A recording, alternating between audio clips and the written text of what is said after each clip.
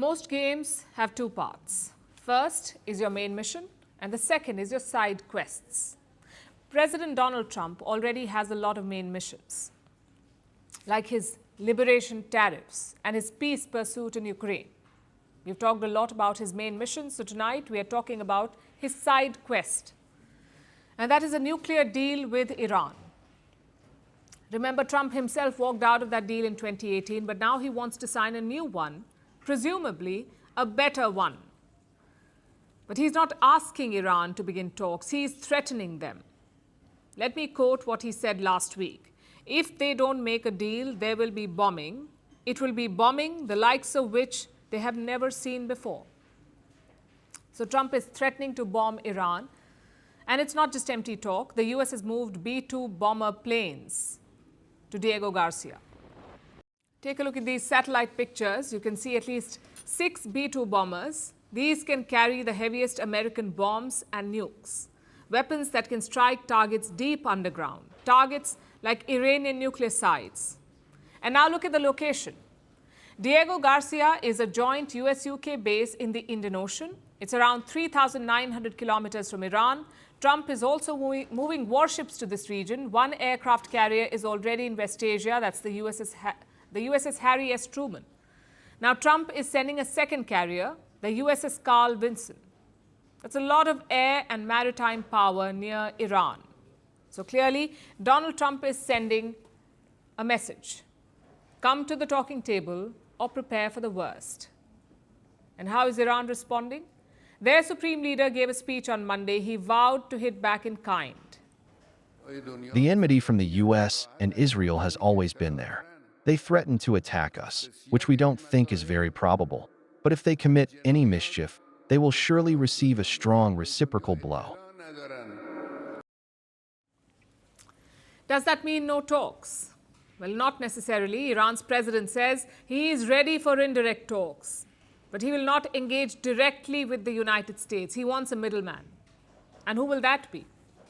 Russia is keen to play that role, to mediate between Iran and the US. But Moscow is not a fan of Trump's threats. They say targeting Iran's nuclear sites would be catastrophic, not to mention counterproductive. Iran is already in a vulnerable state. Its economy is struggling. Its ally in Syria has been toppled. Its proxies in Gaza, Yemen, and Lebanon have been weakened. So how do you think they would respond to a direct attack? By lashing out. A top Iranian official made that clear. He said, if you attack us, we will build a nuclear bomb. We have said that there is a fatwa. We are working under the supervision of the IAEA and we won't move toward a nuclear weapon. But if you make a mistake regarding Iran's nuclear issue, you'll force Iran to take that path because it has to defend itself. How close is Iran to making a bomb?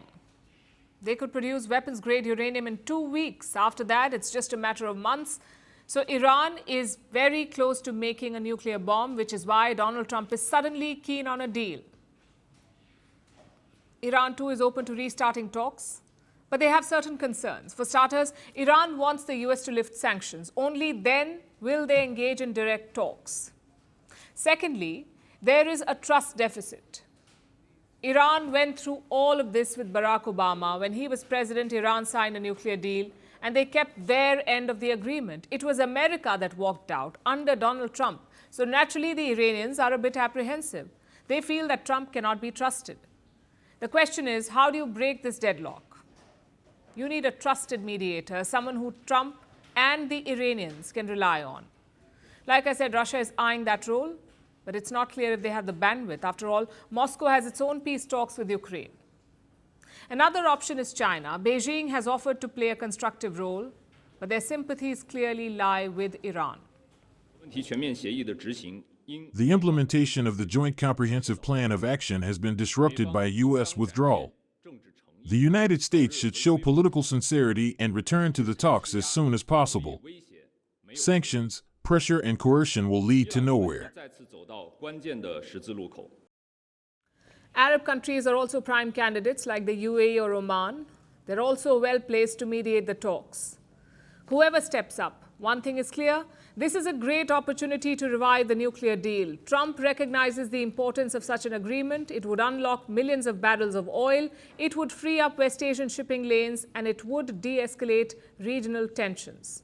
At the same time, it would mean prosperity for Iranians, because any deal will involve the lifting of sanctions, which is why Tehran is also not ruling out the talks. They simply want assurances and concessions, which is only fair after Trump's withdrawal in 2018. Let's hope both sides can put the past behind them and make some progress. Greeting you with aloha and namaste.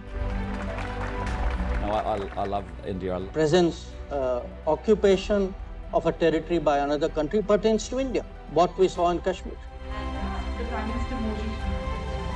How do you see Trump's America? Yes, the current administration behaves differently from the previous administration.